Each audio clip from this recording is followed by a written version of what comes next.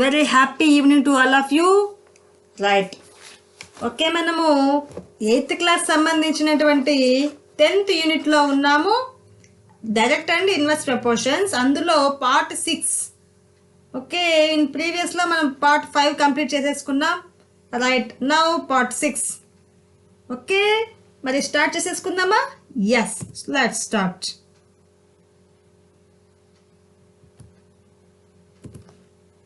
Direct and inverse proportions part 6. Okay, మనము ఇంతకుముందు క్లాస్లో ఎక్సర్సైజ్ 10.3లో ఉన్నటువంటి మనము కొన్ని ప్రాబ్లమ్స్ కంప్లీట్ చేసుకున్నాము, 3 ప్రాబ్లమ్స్ని. ఇప్పుడు డైరెక్ట్గా మనం 4th ప్రాబ్లమ్ని సాల్వ్ చేసుకుందాం. Yes, a cyclist covers a distance of 28 kilometers in 2 hours. Okay, right, ఇక్కడ 28 kilometers distance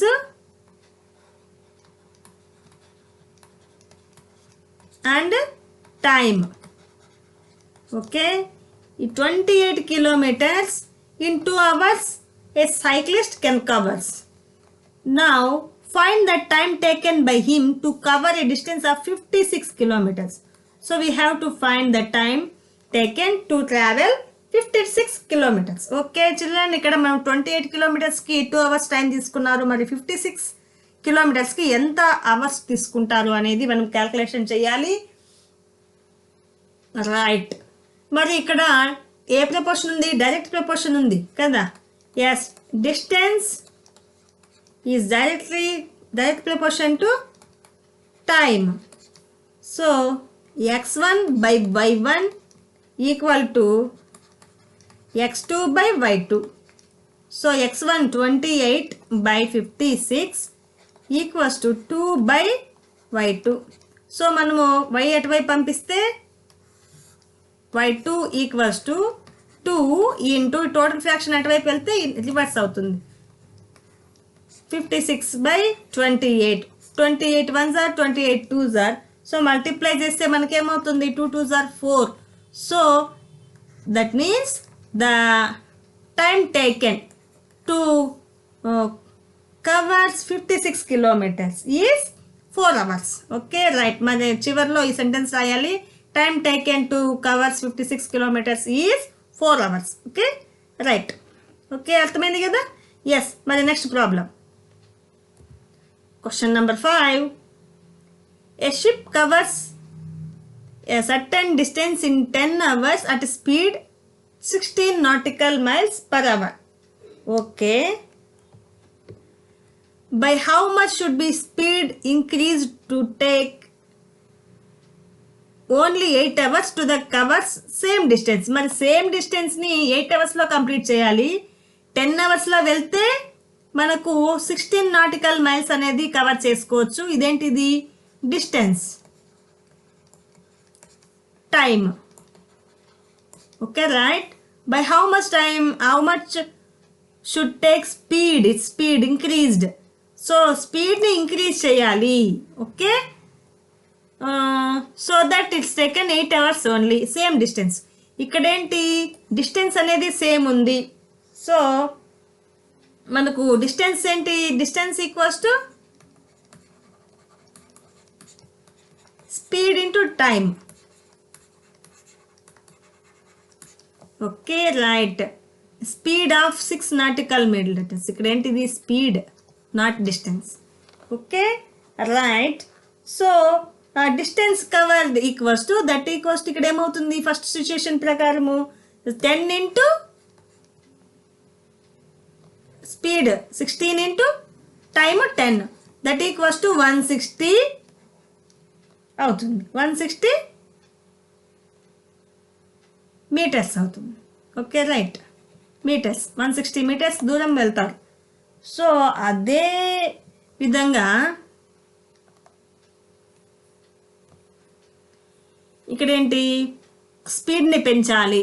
స్పీడ్ని పెంచి 8 అవర్స్లోనే కవర్ చేయాలి అంటే మనం ఏం చేస్తాము? ఇక్కడ డిస్టెన్స్ ఏమవుతుంది? డిస్టెన్స్ ఈక్వల్స్ టు స్పీడ్ తెలీదు, సో x అనుకుందాం, ఇంటూ 8, సో 8x. సో మనకి రెండు సిచ్యుయేషన్స్లో కూడా మనకేంటి same answer 8x equals to 160. So from this x equals to 160 by 8 equals to 20. So ఇక్కడ ఏంటిది 20 అనేది ఆ యొక్క స్పీడ్. సో ఇక్కడ ఇంక్రీజ్ చేసింది ఎంత అంటే మనకు ఆల్రెడీ ముందు ఉన్నటువంటి స్పీడ్ ఎంత 16. So the speed increased.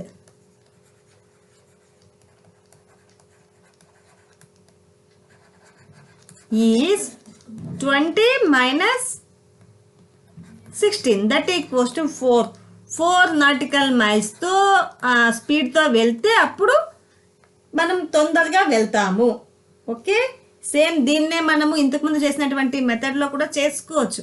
ఏంటి టైము, స్పీడ్, టైం 10 hours 16, మరి 8 hours అన్నప్పుడు ఎంత స్పీడ్ వెళ్ళాలి అంటే, సో ఇక్కడ ఏంటి తొందరగా రీచ్ అవ్వాలి అంటే ఎక్కువ స్పీడ్ వెళ్ళాలి, టైం తగ్గాలి అంటే ఎక్కువ speed. So inverse proportion, time is inversely proportion to speed.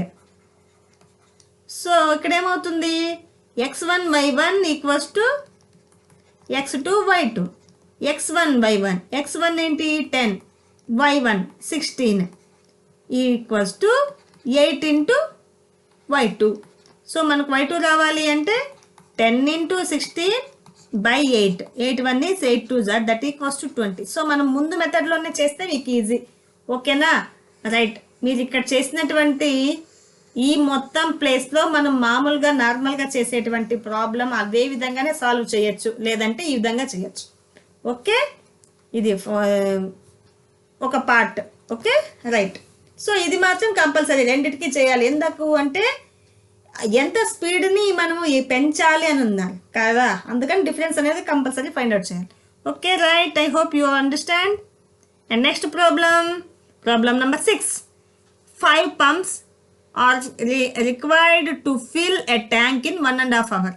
Okay, number of pumps and hours. ఇలాంటి same problem, pumps, hours, fills, అలాంటి ప్రాబ్లం మనం ఎగ్జాంపుల్ ప్రాబ్లం చేసాం కదా. Yes, 5 pumps 1.5 hours. ఇక్కడ అవర్స్ ఉంది కదా, సో చేంజ్ చేసుకుందాం.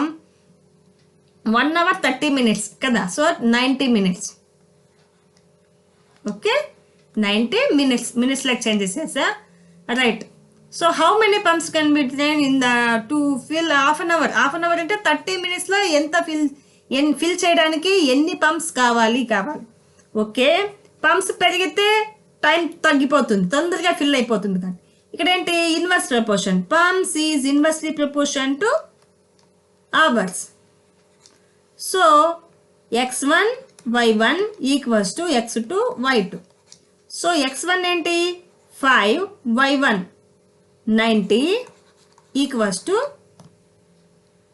x2 we don't know, x2 into 30. So మనకి x2 రావాలి కాబట్టి x2 equals to 5 into 90 by 30. 31 is 33s are 5 3s are 15. So we required 15 pumps required. 15 pumps required to fill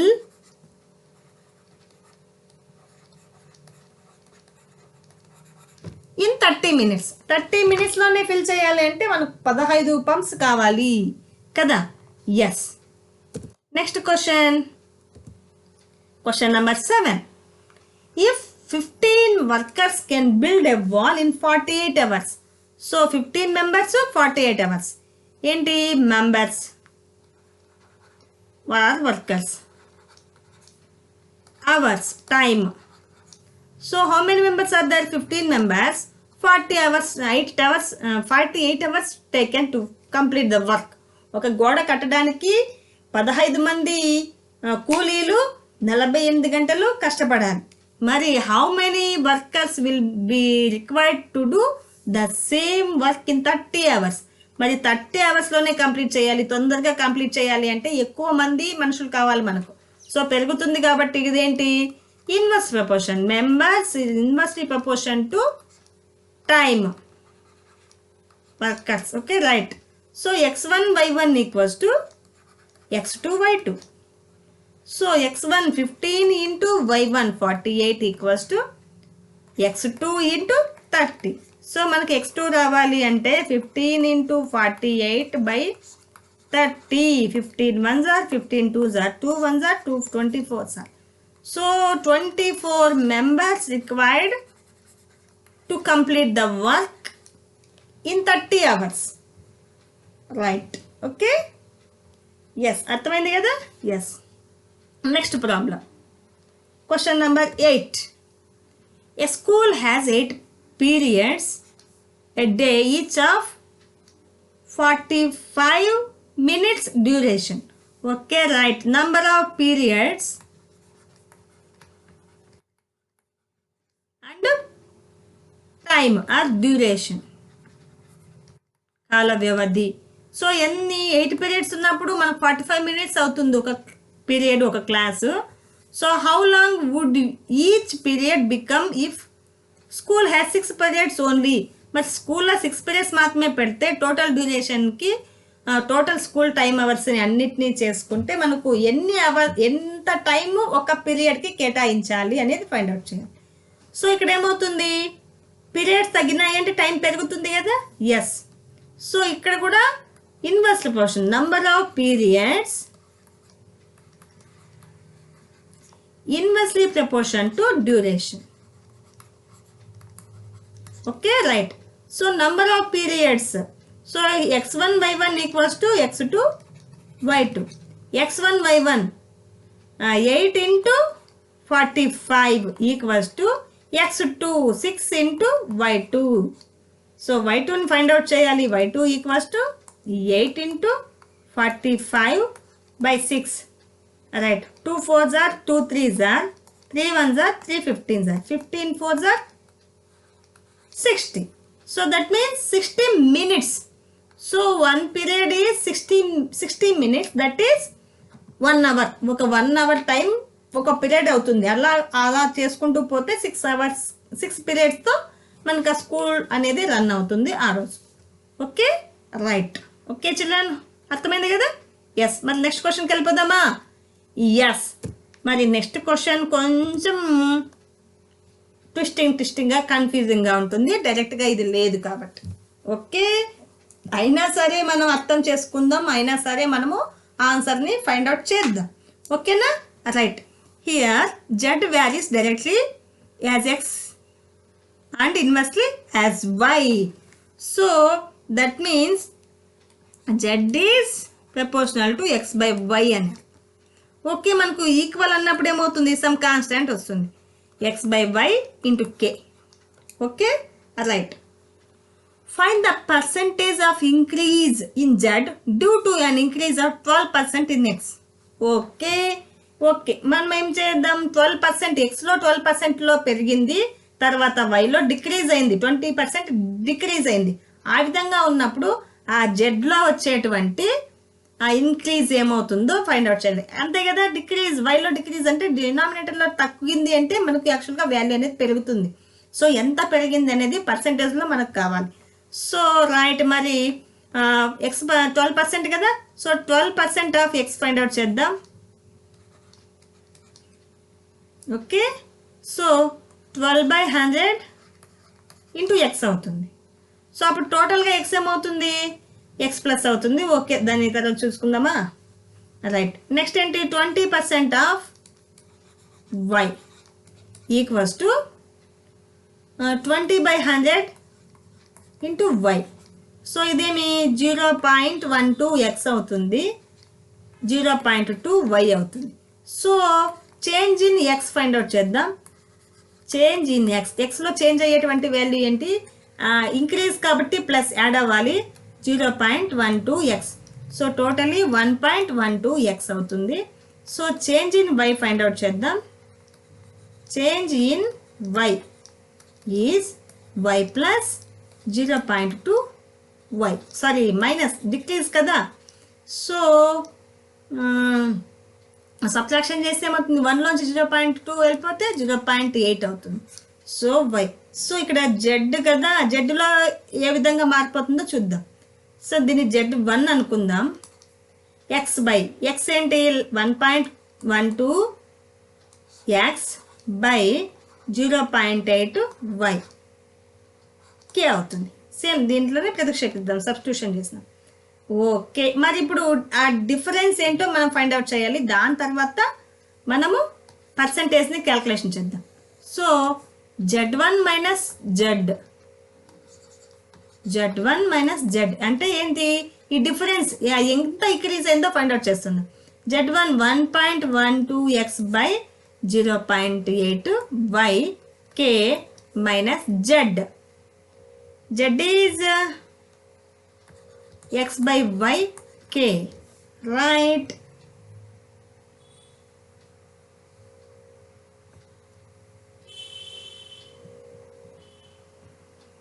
so ఇక్కడ ఏమవుతుంది? x by y common, k common. x by y common తీస్తే k కూడా common తీస్తే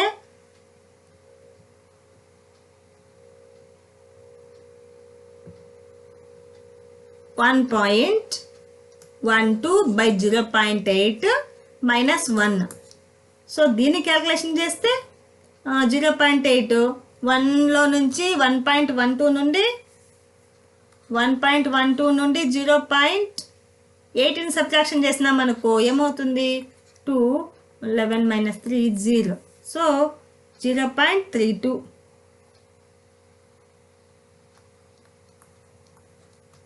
by 0.8 అవుతుంది. Okay, ఏంటిది? ఈ difference అనేది ఇది. ఓకే, మరి ఇంక్రీజ్ పర్సెంటేజ్ రావాలి నేను ఇక్కడ చేస్తున్నదాన్ని. Okay, percentage of increase in z equals to మనం దీన్ని మార్చేద్దామా? 0.32 అంటే 32/80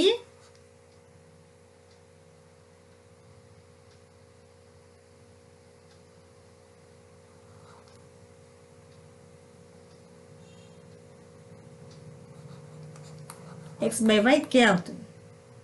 so into 100, right? 0 0 cancel. So ఇది అవసరం లేదు.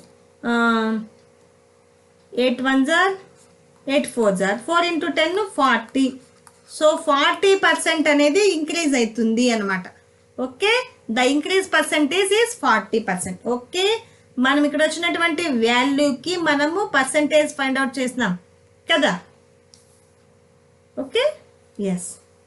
0.32 0.8 మనం 0.32 2 డెసిమల్స్ ఉంది కాబట్టి 100తో మల్టిప్లై చేస్తే 0 మొత్తం వెళ్ళిపోతుంది. 1 వేరియబుల్ 1 నెంబరే ఉంది కాబట్టి మనకు ఇంకా 1 0 మిగిలిపోతుంది, అంటే 80. 32/80 పర్సెంటేజ్ రావాలి కాబట్టి ఇంటూ 100 చేయాలి. ఓకే, కొంచెం జాగ్రత్తగా ఆలోచించండి, కొంచెం నిదానంగా 1కి 2 సార్లు వీడియో చూసి మీకు చక్కగా అర్థమవుతుంది. Okay, right. Next problem. Okay, if x plus 1 men will do the work in x plus 1 days. Okay, right. men days. Okay, x plus 1 men do the work in x plus 1 days. If the number of days that x plus 2 men can the same work. Okay, find the number of days if x plus 2 men can finish the same work. Okay, so ఎన్ని డేస్లో complete చేస్తారు అనేది find out చేయాలి. So ఇక్కడ ఇది find out చేయాలి. ఇక్కడ అన్ని ఎక్స్లో ఉన్నాయి కాబట్టి ఇక్కడ డేస్ కూడా మనకి ఎక్స్లోనే వస్తుంది. ఇదేంటిది? ఇన్వర్స్ ప్రపోర్షన్ కదా. Men is inversely proportion to 1/days. So x1 y1 equals to x2 y2. x1 అంటే ఇది, x2 అంటే y1 అంటే అది. So x plus 1 into x plus 1 equals to x2 x plus 2 into y2 తెలీదు, అట్లే పెట్టుకుందాం. So నాకు y2 రావాలి. y2 equals to x plus 1 whole square కదా బై x plus 2. మరి x plus 1ని హోల్ స్క్వేర్ చేద్దామా, లేదంటే అట్లయినా పెట్టచ్చు. సో మనకు ఇన్ని డేస్ అవుతుంది, ఆ ఎక్స్ని బట్టి చేంజ్ అయిపోతుంది value. Okay, right. x plus 1 whole square by x plus 2 days will required to complete the work with x plus 2 men. Okay, right. Okay, right children, I hope you all understand. Yes, మరి next ప్రాబ్లంకి వెళ్ళిపోదామా? I think maybe this is the last question. Yes, this is the last question in this exercise. Okay, right. Given a rectangle with fixed perimeter 24 meters. Okay, but 24 meters అంటే 2 into L plus B కదా, equal 24. మరి L plus B ఎంత అవుతుంది? 24/2 అంటే 12 అవుతుంది. అంటే perimeter అంటే L plus B length breadth కలిపితే 12 అవ్వాలి. సో ఇక్కడ మనకు టేబుల్ చూస్తేనే అర్థమైపోతుంది కదా. ఈ 12 కావాలి అంటే 9 యాడ్ చేయాలి, 8 యాడ్ చేయాలి, 7 యాడ్ చేయాలి, 6 యాడ్ చేయాలి, 5 యాడ్ చేయాలి, 4 యాడ్ చేయాలి, నెక్స్ట్ 3 యాడ్ చేయాలి. Okay, right. మరి find the area. So area is L into B. 9 to 27, 4 8 are 32, 35, 36, 35, 32, 27. Okay, right.